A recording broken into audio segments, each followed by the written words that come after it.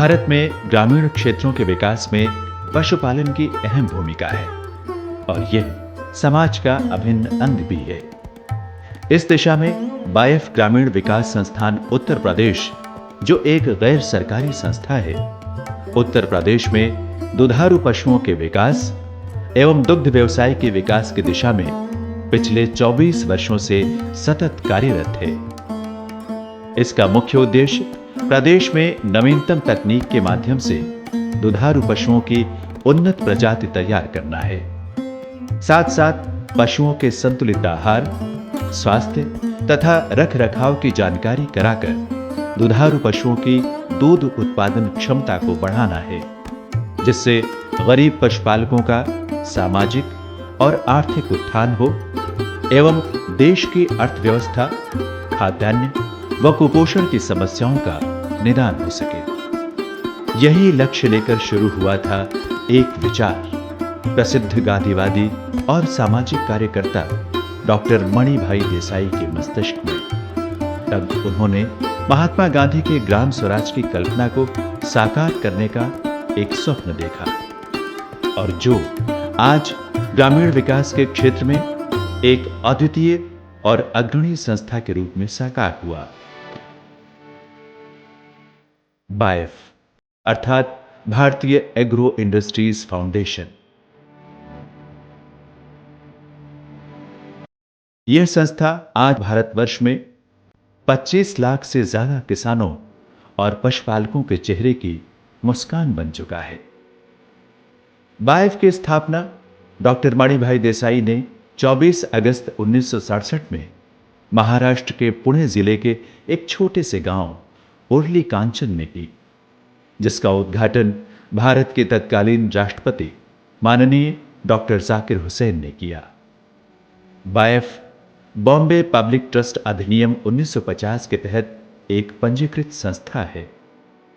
वर्तमान में बायफ द्वारा भारत के 12 राज्यों में विभिन्न परियोजनाएं राज्य सरकार, केंद्र सरकार, व्यावसायिक संस्थान एवं विदेशी संस्थाओं के आर्थिक सहयोग से सुचारू रूप से संचालित की जा रही हैं। उत्तर प्रदेश के 61 जनपदों में 613 पशु विकास केंद्र विभिन्न परियोजनाओं के तहत संचालित हैं। बायफ के गठन के पीछे डॉक्टर देसाई की एक स्पष्ट और दूरदर्शी सोच थी। कृषि और पशुपालन को आधुनिक टेक्नोलॉजी प्रबंधन से जोड़कर एक उद्योग बनाना, जिससे उनका ग्राम विकास और गरीबों के आर्थिक उत्थान का सपना साकार हो और महात्मा गांधी के ग्राम स्वराज की कल्पना वास्तविक रूप में साकार हो। बायफ संस्था के कार्यक्रम का विस्तार उत्तर प्रदेश में एक बहुत अच्छी शुरुआत के साथ हुआ। एक तो ये कि जब हमने कार्यक्रम 1970 से 1984 से लेके 1996 तक इस कार्यक्रम को चलाया, तब हम अगर कोई किसान हमारे यहाँ कृत्रिम गर्भाधान कराने के लिए या गायें लाता था या हमें अपने घर पे बुलाता था, तो हम उसको 2 रुपए साथ में दिया करते थे, क्योंकि उस समय तक इस कार्यक्रम के बारे में ज़्यादा रुचि नहीं थी, ज़्यादा अवेयरनेस नहीं थी, उसके फ़ायदे पता नहीं थे। इसलिए एक प्रोत्साहन के तौर पर हम ये 2 रुपए दिया करते थे। लेकिन जैसे जैसे इसका किसानों को पता चला और कार्यक्रम में काफ़ी बढ़ोतरी होने लगी, तो हम इस कार्यक्रम में जब चार्जिंग स्टार्ट हो गई तो भी उसके ऊपर कोई असर नहीं पड़ा। इससे ये इस्टेब्लिश हो गया, अगर हम ठीक तरह से कार्यक्रम को किसानों तक ले जाते हैं, उसका प्रचार करते हैं, उसके बारे में ठीक ढंग से बताते हैं, तो किसान इस सेवा को पैसा देकर भी लेने को तैयार है। मनुष्य के दैनिक भोजन में दूध करीब करीब संतुलित आहार है, जो प्रोटीन एवं पौष्टिक तत्वों का एक मुख्य स्रोत है। बायफ ने दुग्ध उत्पादन वृद्धि का लक्ष्य बनाकर निर्बल कृषकों एवं पशुपालकों के लिए दुग्ध व्यवसाय की नई दिशा प्रारंभ की, जिसमें प्रमुख हैं उच्च गुणवत्ता वाले सांडों के अति हिमीकृत वीर्य से कृत्रिम गर्भाधान कराकर संकर गाय एवं भारतीय गोवंशीय नस्लों का संरक्षण एवं महिष वंशीय संतति को उत्पन्न करना, गायों में संकर प्रजनन द्वारा वयस्कता आयु में कमी एवं दुग्ध उत्पादन क्षमता को बढ़ाना, शुष्क काल एवं व्यातांतर में कमी लाना, दुधारू पशुओं के लिए खनिज मिश्रण, कृमिनाशक एवं स्वास्थ्य रक्षा हेतु टीकाकरण मुहैया कराना। उत्तर प्रदेश एक कृषि प्रधान प्रदेश है जहाँ की मेजर इनकम किसानों की खेती से होती है और उसमें आप जानते हैं कि पशुपालन कृषि का एक अभिन्न अंग है। खास करके डेयरी सेक्टर वो एक सप्लीमेंट्री इनकम के रूप में बहुत ज़रूरी है उत्तर प्रदेश जैसे के किसानों के लिए। इसमें बैफ के द्वारा बहुत ही महत्वपूर्ण योगदान दिया जा रहा है सन 1984 से लेकर, जब से बैफ यहाँ पे काम कर रही है। और अपने पैटर्न में भी, काम करने के पैटर्न में भी काफ़ी चेंजेस हुए हैं। नई चीज़ों को, नई इनोवेशंस को सम्मिलित किया गया है। उदाहरण के लिए इटावा में जहाँ ब्रीड इम्प्रूवमेंट के साथ साथ अब वो चिलिंग का और मिल्क के मार्केटिंग का भी काम कर रहे हैं, ताकि किसानों को न सिर्फ ब्रीड इम्प्रूवमेंट में मदद मिल सके बल्कि उनके उत्पाद का भी सही कीमत उनको मिल सके।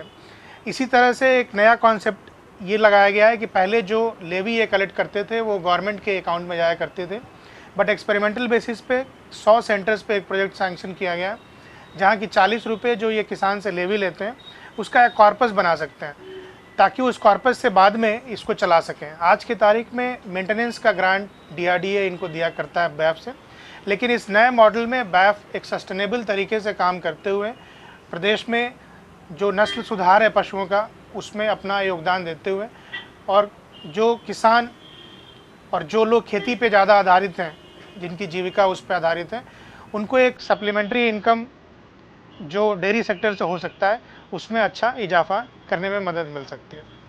बाइफ की इन योजनाओं ने पशुपालकों के लिए जीविकोपार्जन की नई संभावनाओं के दरवाजे खोल दिए। महाराष्ट्र के अलावा कुछ राज्यों में सफलता के बाद बाइफ ने सन 1986 में उत्तर प्रदेश के लिए बर्ड यूपी का गठन किया, जिसका पंजीकरण 19 दिसंबर 1986 को सोसाइटी रजिस्ट्रेशन अधिनियम 1860 के तहत कराया। उत्तर प्रदेश में यह सफर शुरू किया गया बर्ड यूपी के प्रांतीय मुख्यालय इलाहाबाद जिले से। बर्ड यूपी द्वारा स्वपोषित पशु सेवा केंद्र का संचालन किया जा रहा था, जिसके अंतर्गत केंद्र से द्वारा अर्जित धनराशि से केंद्र का संचालन संपादित हो रहा था।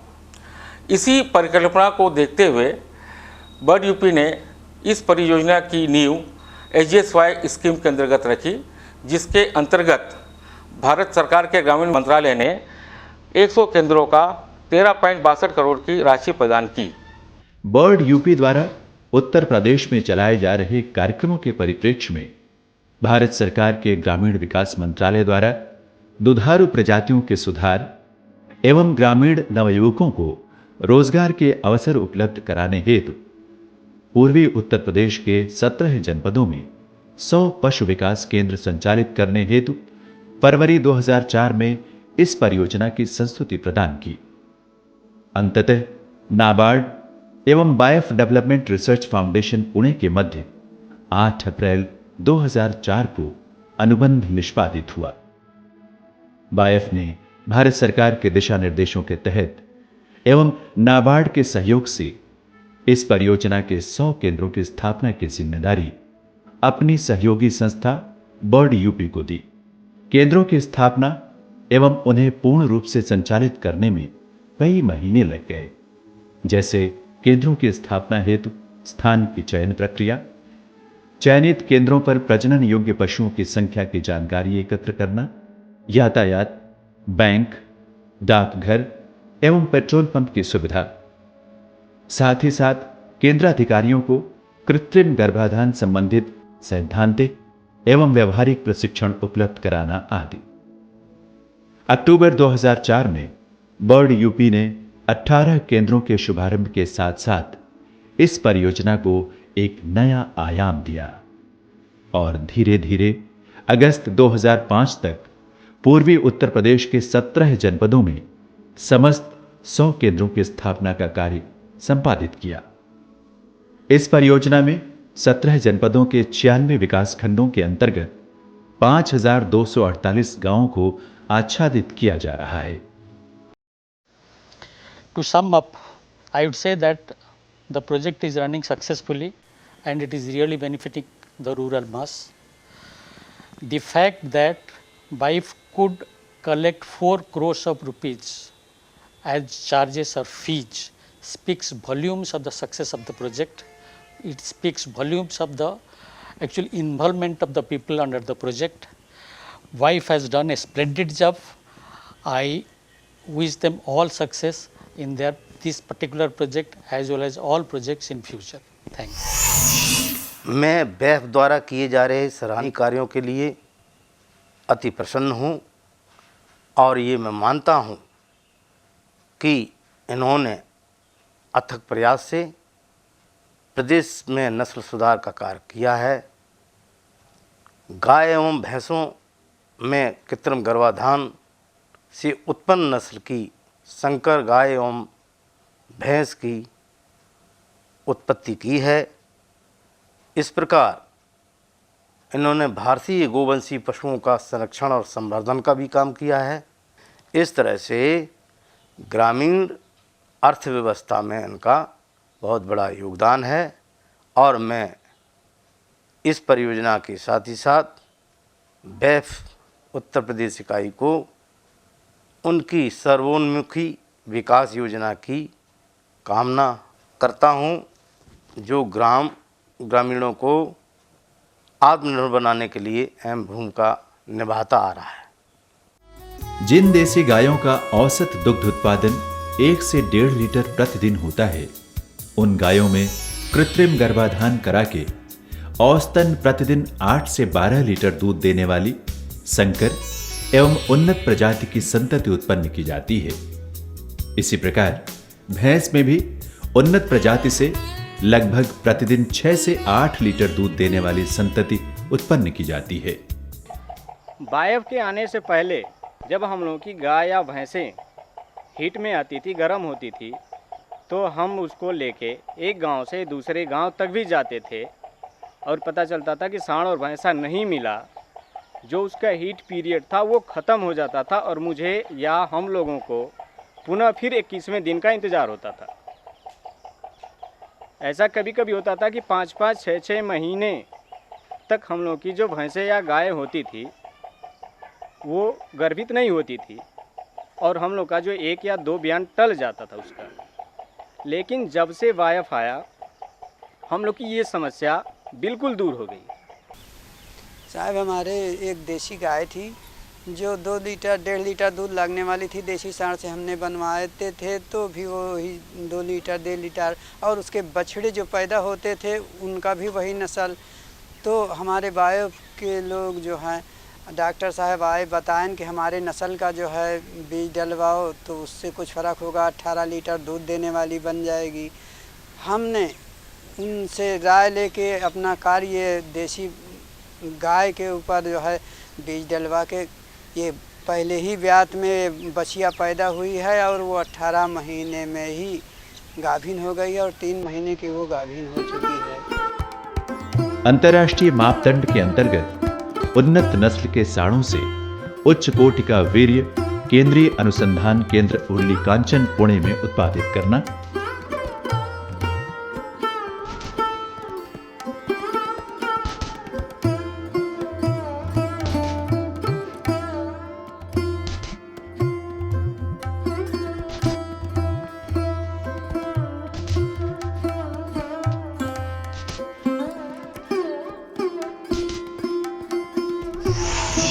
कार्यक्रम के प्रभावशाली क्रियान्वयन हेतु BIF ग्राम्य दुग्ध विकास समूह के माध्यम से विकास खंडों में सेवाओं का आच्छादन करना, निरंतर अनुश्रवण एवं तकनीकी सहायता प्रदान करना, पशु प्रजनन के साथ साथ पशुपालकों को चारा विकास एवं स्वास्थ्य सेवाओं आदि का प्रशिक्षण देना, प्रशिक्षित क्षेत्रीय युवकों को कुछ समय पश्चात केंद्र का कार्यभार सौंपकर उन्हें स्वावलंबी बनाना, उत्पन्न मादा संतति की पहचान एवं शोध कार्यक्रम हेतु गाय एवं भैंसों में टैग लगाना, खनिज लवण, टीकाकरण एवं बांझपन शिविर के द्वारा किसानों को लाभ देना, कार्यक्रम के स्थायित्व हेतु ग्राम्य दुग्ध विकास समूह, क्षेत्रीय दुग्ध विकास समिति, जिला दुग्ध विकास संगठन, एवं मंडलीय दुग्ध विकास संघ का गठन करना, शिक्षित बेरोजगार नवयुवकों को स्थायी जीविकोपार्जन प्रदान करना। इसके साथ में जो हम देशी गायों से संकर प्रजनन के माध्यम से हम किसानों के दरवाजे पर जो सेवा दे रहे हैं, उससे जो पशु तैयार हो रहे हैं गोवंश के, उसमें मुख्यतः 2 प्रजातियां हैं, होलिस्टीन फ्रीजियन और जर्सी। होलिस्टीन फ्रीजियन की विशेषता ये है कि ये जो गाय है प्रति ब्यात में लगभग 30,000 से लेकर 4,500 लीटर दूध औसतन देती है, जिसमें कि दुग्ध वसा 3.5 से 5% तक हो सकती है। इसमें जर्सी जो प्रजाति है ये मध्यम और श्रेणी की है, जिसमें कि दुग्ध उत्पादन लगभग 2,000 से लेकर के 2,500 लीटर तक प्रति ब्यात होता है किसान दरवाजे पर, और इसमें सबसे अधिक फैट होता है, लगभग 5.5% दुग्ध वसा इसमें पाई जाती है। कृत्रिम गर्भाधान हेतु ऋतुमयी मादा में उन्नत नस्ल के वीर्य को प्रशिक्षित कार्यकर्ता के द्वारा उपकरणों के माध्यम से गर्भाशय में स्थापित किया जाता है। प्रत्येक केंद्र का कार्यक्षेत्र 10 से 12 किलोमीटर की परिधि में होता है, जिसमें लगभग 25 से 30 गांव आते हैं। कार्यक्षेत्र के अंतर्गत आने वाले पशुपालकों द्वारा पशुओं के ऋतुकाल की सूचना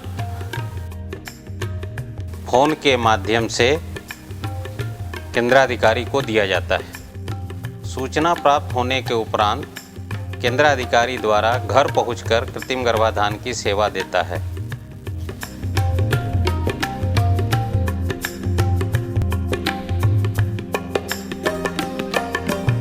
केंद्र छोड़ने के पूर्व केंद्राधिकारी द्वारा भ्रमण की सूचना पट पर लिखकर जाता है।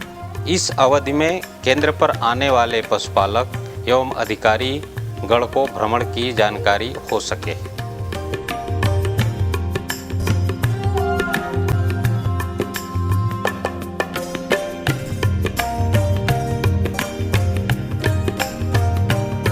कृत्रिम गर्भाधान करने के पूर्व ऋतुमयी पशुओं की जांच करता है।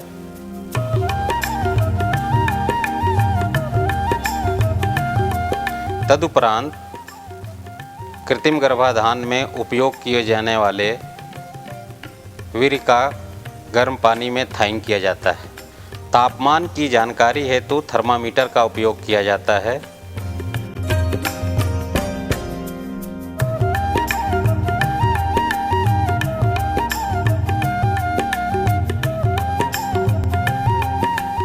वीर्य की थाइंग में 15 से 30 सेकंड का समय लगता है।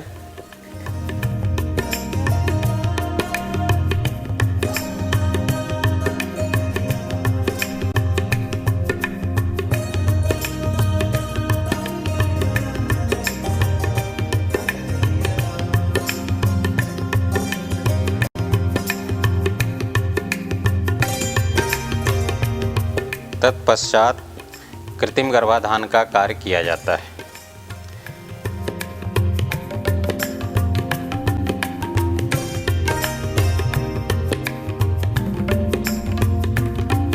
इसके उपरांत पशुपालकों से शुल्क किया जाता है, उसके बदले रसीद दी जाती है।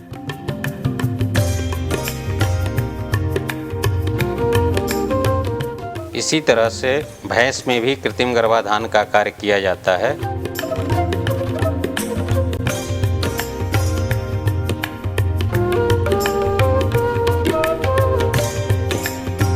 कृत्रिम गर्भाधान संबंधी सभी जानकारी डेटा डिवाइस में भरी जाती है और माह के अंतिम में केंद्राधिकारी द्वारा वो डिवाइस जनपदीय कार्यालय लेकर के आता है एवं जनपद प्रभारी द्वारा डेटा डिवाइस को डाउनलोड किया जाता है।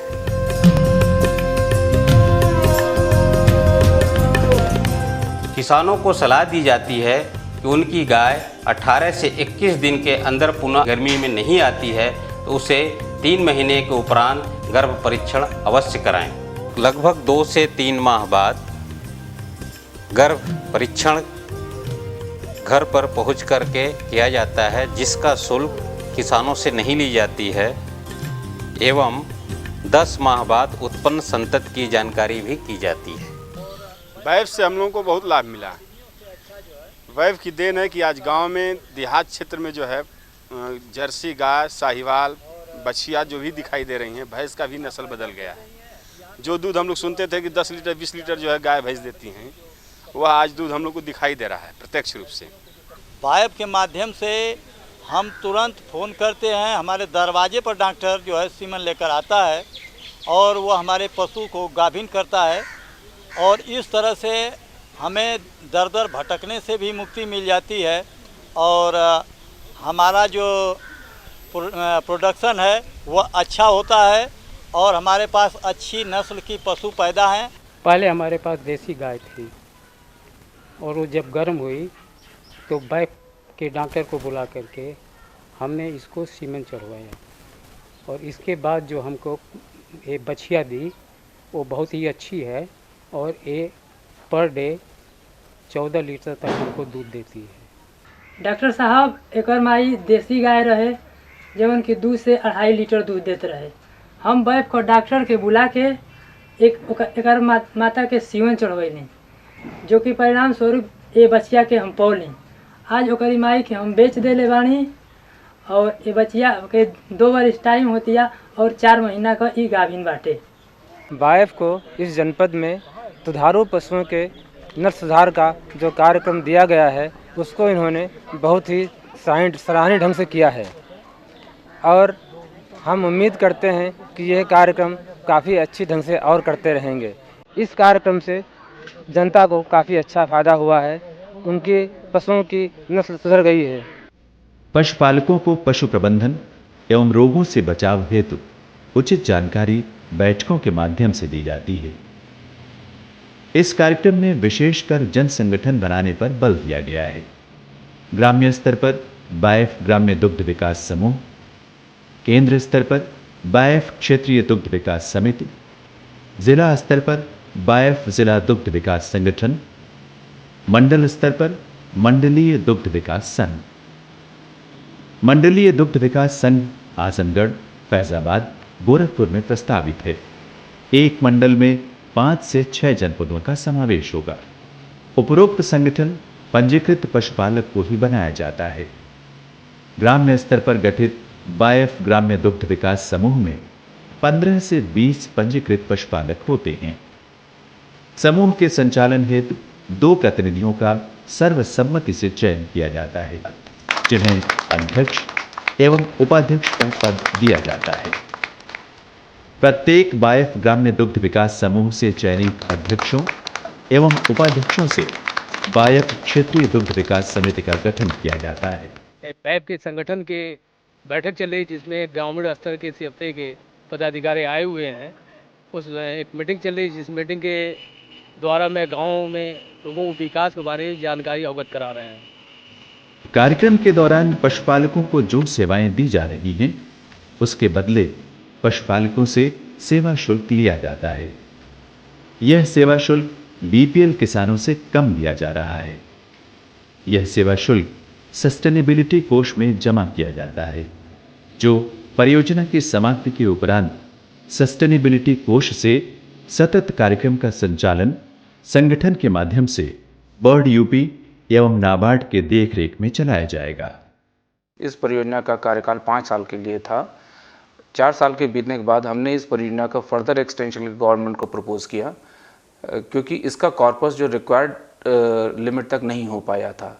इसका मुख्य कारण ये था कि बीपीएल को हमने सेवा शुल्क में काफ़ी कटौती की थी। अतः गवर्नमेंट ने हमारा प्रपोजल माना और इसको फर्दर 1 साल के लिए एक्सटेंशन दिया। इस योजना के जो कार्यकर्ता थे उनको भी हमने 3 साल तक अपने यहाँ एम्प्लॉयमेंट में रखा। 3 साल के बाद उनको कॉन्फिडेंस डेवलप करने के लिए कि वो अपने आप अर्न करने में सक्षम हैं, 1 साल आधी तनख्वाह और आधा काम के बेसिस पेमेंट किया और इस साल 1 अप्रैल 2009 से हमने उनको पूरी तरह काम के अनुसार रेम्युनरेशन देने का निर्णय लिया है और इसके तहत हमारे प्रत्येक कार्यकर्ता लगभग 5,000 रुपये से ऊपर की इनकम पर मंथ कर रहे हैं।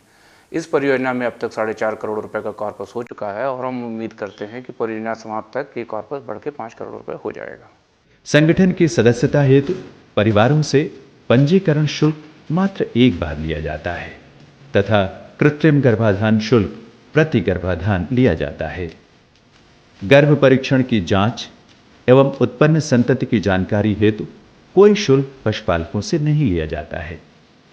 इसके अलावा पशुओं के अच्छे स्वास्थ्य वृद्धि एवं दुग्धोत्पादन हेतु मिनरल मिक्सचर, डिवर्मर, टीकाकरण पंजीकृत पशुपालकों को अपंजीकृत पशुपालकों की अपेक्षा कम दर पर उपलब्ध कराई जाती है। समय समय पर बांझपन निवारण शिविरों के माध्यम से बांझ पशुओं का इलाज किया जाता है, जिसका शुल्क मात्र 10 रुपये प्रति पशु लिया जाता है। मुझे पूरी उम्मीद है इस परियोजना में ज़्यादा से ज़्यादा परिवार जुड़ेंगे तथा इस परियोजना का लाभ उठाएंगे।